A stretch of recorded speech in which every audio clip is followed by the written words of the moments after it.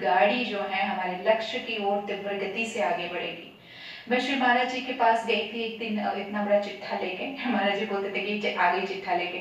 तो मेरे क्वेश्चन जो है ना ऐसे ही बड़े बड़े होते थे, लंबे लंबे ऐसे लिखती जाऊंगी। महाराज जी बोलना तो बोल देना, मुंह से बोल देना। तो मैं बोलती थी नहीं नहीं महाराज जी, मैं आपके सामने बोल नहीं पाती, तो मैं लिख के लाई हूँ।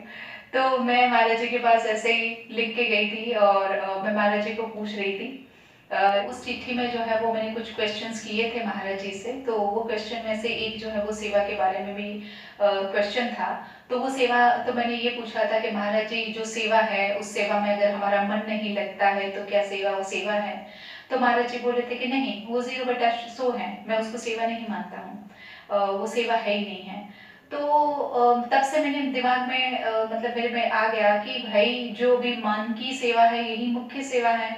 तो फिर जो है वो हम ये सेवा क्यों करें, ये तो तन की सेवा है, इसमें हमारा तो मन ही नहीं लगता। और मन इसलिए नहीं लगता कि क्योंकि जो भी आसपास में है वो सब साधारण साधक ही हैं। तो वो लोगों का जो है उसके साथ हमारा जो भिड़ना जो हो जाता है सिद्धांत से लेके, तो ये जो है वो हमको अपसेट कर देता है। हमको लगता है कि ये क्या, हम यहाँ पे तो अपना भजन करने के लिए आए थे और यहाँ पे तो क्या हो रहा है, हम जो है वो अपना राग द्वेष में फंसने लग गए।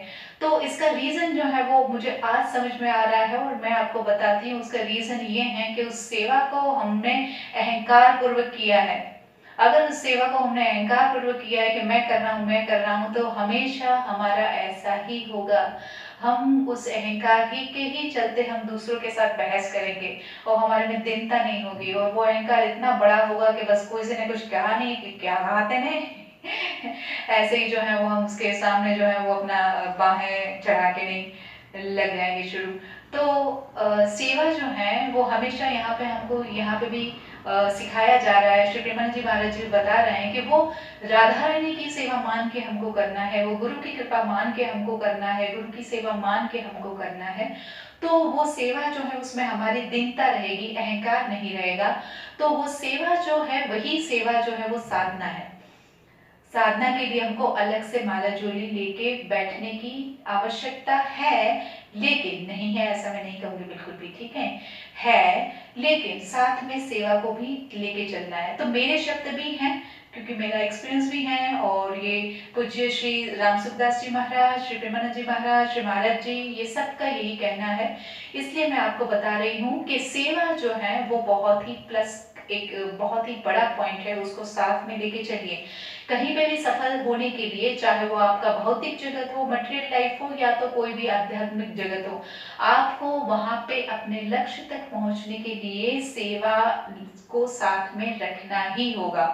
अब श्री राम सुखदास जी महाराज तो क्या बताते हैं पता है? वो कहते हैं कि वो सेवा जो है ना, अगर आपने औरों के लिए की है तो वहां पे आपको कर्म का बंधन ही नहीं लगेगा। देखो कितनी बढ़िया चीज हो गई।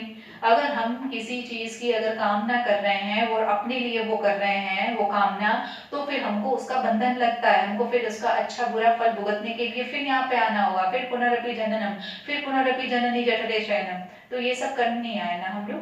कम से कम जो कृपालु जी महाराज जी के पास हैं, उनको तो कम से कम उनको तो गारंटी होनी चाहिए। मुझे लगता है जितना भाई मैं अपना क्या कहूँ, जितना मेरा एक्सपीरियंस है, मुझे लगता है कि भाई हमको कम से कम ना इस लाइफ से ना बाद में फिर से नहीं आना है। आना है तो फिर राधा रानी की सखी, महाराज जी की सखी, अम्मा जी की सखी बन के आना है। हमको फिर से यहाँ पे बंध के नहीं आना है। तो हम साधक हैं और हम क्यों बंधन में आए भी ऐसे? तो इसलिए हमको जो कुछ भी अगर हम कामना कर रहे हैं, उस कामना को भी भगवत मतलब भगवान के लिए ही करनी है। तो पहले मैं भौतिक जगत से समझा लूं तो कोई कहेगा कि दीदी जी अब बताइए मुझे आईफोन चाहिए, मेरा गोल है आईफोन। तो अब आप बताओ, मैं अपना आईफोन है क्या मैं संसार की सेवा में लगा दूं, क्या लोगों को गिफ्ट कर दूं क्या मैं? तो ऐसा नहीं करना है उसको। जिसको अगर आईफ़ोन का गोल रखना है, उसको अपना जो माइंड सेट है उसको खाली थोड़ा-सा डाइवर्ट करना है।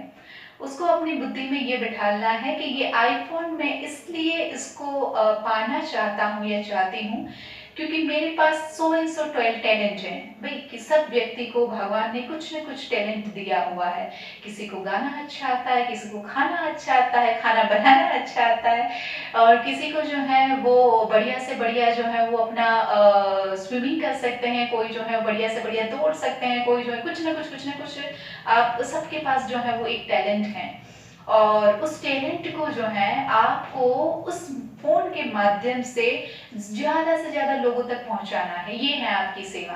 तो आपको वो गोल है आपका आईफ़ोन वो चाहिए, लेकिन वो आईफ़ोन जो है वो अपने सुख के लिए नहीं चाहिए, अपनी सेवा के लिए नहीं चाहिए। उस आईफ़ोन से आप बहुत ज़्यादा सुविधापूर्वक, ज़्यादा कन्वीनिएंटली आप ज़्यादा से ज़्यादा ऑडियंस से ज़्यादा लोगों तक पहुँच पाओगे, ईज़िली पहुँच पाओगे, इसलिए आपको आईफ़ोन चाहिए। आपको केवल अपने दिमाग में जो आपका जो गोल है ना, वो उसका हेतु जो है, उसका पर्पस जो है, उसको चेंज कर देना है, सेवा की ओर ला देना है।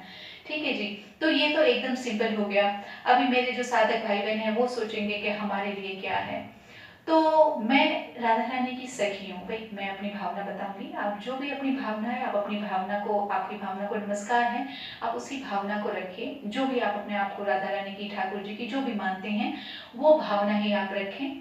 और ब्रज के सारे साधक हैं, उनको पता ही है कि हम चाहे लड़की हों, चाहे लड़के हों, साधना में हम सब जो हैं वो लड़कियाँ ही हैं। हमारा स्वरूप जो है जीवात्मा का वो स्त्रीलिंग ही है, तो हम सब स्त्रियाँ ही हैं। तो इसलिए मैं बोल रही हूँ कि हमको अपने आप को हम सखी मान रहे हैं।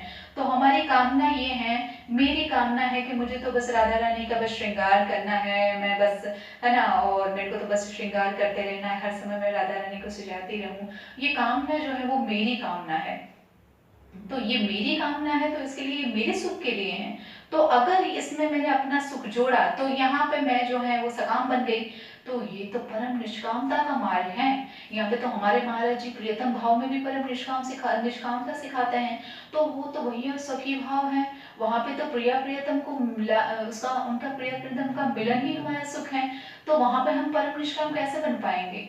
तो इसलिए परम निष्कामता लाने के लिए आपको अपनी कामना जो है कि मैं राधा रानी के श्रृंगार का ही मतलब मैं करना चाहती हूँ, मैं हर समय राधा रानी के श्रृंगार की सेवा में ही मग्न रहना चाहती हूँ।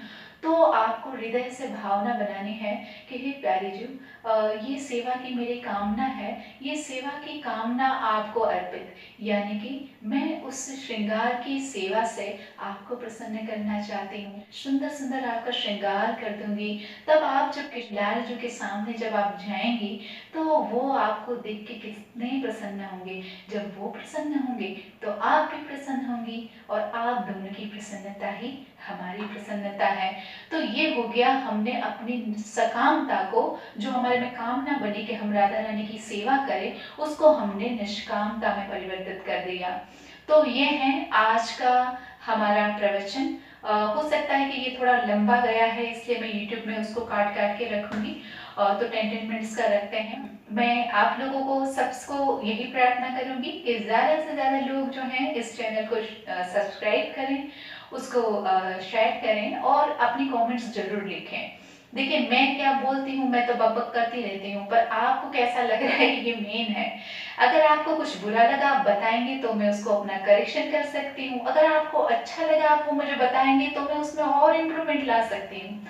तो ये दोनों चीज़ें होती हैं। तो प्लीज़ आप मेरे को कमेंट भी करें, और वो अभी मैं ही हूँ, अकेली ही हूँ, मैं सब कुछ मैं ही करती हूँ यार, मेरे पास कोई इतना बड़ा स्टाफ नहीं है, आप सब लोग जानते ही हैं। मैं आपकी आशा लता जो हूँ, अब मतलब जैसे आप हो वैसे ही मैं हूँ, मतलब सेम ऐसा है, हमारे में कोई बड़ा छोटा नहीं है, ठीक है। हाँ, पर लेकिन मेरे पास जो थोड़ी जो आध्यात्मिक पूंजी है, जो महाराज जी की कृपा से थोड़ी ज़्यादा हाई हो गई, तो उसको जो है मैं आपके पास जो है वो दे रही हूँ, वो उनकी कृपा से आ रहा है। वो मेरे पास तो जो है वो ठन ठन गोपाली थी, और पता नहीं हमेशा के लिए वो तो महाराज जी की कृपा से ही भली भरी हूँ, तो वो मैं आपको देती हूँ और देती रहूँगी मैं आपको। तो 3 चीज़ें मैंने सिखाई हैं। हमेशा आपको जो है वो खुश रहना है, और खुश रहने के लिए ग्रेटिट्यूड फील करना है, कृपा को रियलाइज करना है, और थर्ड चीज़ है सेवा। जो भी गोल है उस गोल को आपको क्यों चाहिए, वो उसके लिए कौन सी सेवा है, उस सेवा को मेन रखिएगा आप। उसको आप अगर मेन रखोगे तो आपको संसार में रहते हुए ही आप संसार से अलिप्त हो जाओगे। मैं आपको गारंटी देती हूँ कि संसार के हर सुख को आप भोगने के बाद भी आप अभोक्ता होंगे। आप जो है वो आप हर सुखों को भोगते हुए भी आप निर्लेप होंगे। ठीक है जी। तो ये हो सकता है, ये बिल्कुल भी पॉसिबल है, और ये भगवत प्राप्ति होगी तब होगा, ऐसा नहीं है, ये साधक अवस्था में ही होगा। तो ये सारी चीज़ें और बाकी काफ़ी कुछ चीज़ें ऐसी हैं जो प्रैक्टिकली मुझे भी देखनी है, वो आप भी करिए। और जब आप और हम दोनों मिलके करेंगे और जो कुछ भी हमको जो भी उसके जो सिद्धांत मिलते जाएंगे उसको हम बताते जाएंगे, उसको हम डिक्लेयर करते जाएंगे, और लोगों को भी उसके लिए हम प्रेरित करते जाएंगे, और लोगों को हम हेल्पिंग होते जाएंगे। तो देखिए, ये आपको अगर मैं यहाँ पे आपके सामने बैठ के आपके सामने मैंने कुछ प्रस्तुत किया, तो ये मुझे जो समझ में आई अपनी गुरु सेवा या तो अपनी जो भी इष्ट की सेवा, उस हिसाब से मैंने आपके तक पहुंचाया है। अब आप लोगों को ने भी, जिन जिन लोगों ने इसको सुना है, उसको भी आप अपनी सेवा मान के ही चलें और ज़्यादा से ज़्यादा लोगों तक पहुंचाएं। और आप ये मान के चलिए ना, कोई भी संसार में भी कोई गुरु से कुछ चीज़ें हम प्राप्त करते हैं तो फिर हम ना कुछ दक्षिणा देते हैं। तो यहाँ पे आप समझ लीजिए कि ब्रज आशा लता जी को दक्षिणा, जो भी उनसे हमको जो अच्छे पॉइंट्स मिले, उसके बदल में जो मुझे दक्षिणा देनी है वो यही दक्षिणा है कि उनको ज़्यादा से ज़्यादा जो है लोगों तक पहुँचाना। तो ये आप सब करिए, और यही मेरी आप लोगों से हाथ जोड़ के रिक्वेस्ट है कि मेरी जो सेवा भावना है उस सेवा भावना को जो है वो हर जगह पे कोने कोने तक पहुंचाएं। यही प्रार्थना के साथ मैं आप सभी लोगों का बहुत बहुत धन्यवाद करती हूँ। थैंक यू वेरी मच, आप लोगों ने इतना ध्यान से इतना प्यार से मुझे सुना, और मैं आशा करती हूँ कि आप जो है वो ऐसे ही मुझसे हमेशा के लिए जुड़े रहेंगे और अपना भी प्रोग्रेस करते रहेंगे, और औरों को भी हमारे संग संग हम लेके चलेंगे। आज आशा दीदी जो है वो अकेले यहाँ पे बोल रही हैं, और इन फ्यूचर जो है वो उनके साथ भी पूरा कारवां होना चाहिए। Thank you very much. जय श्री राधे।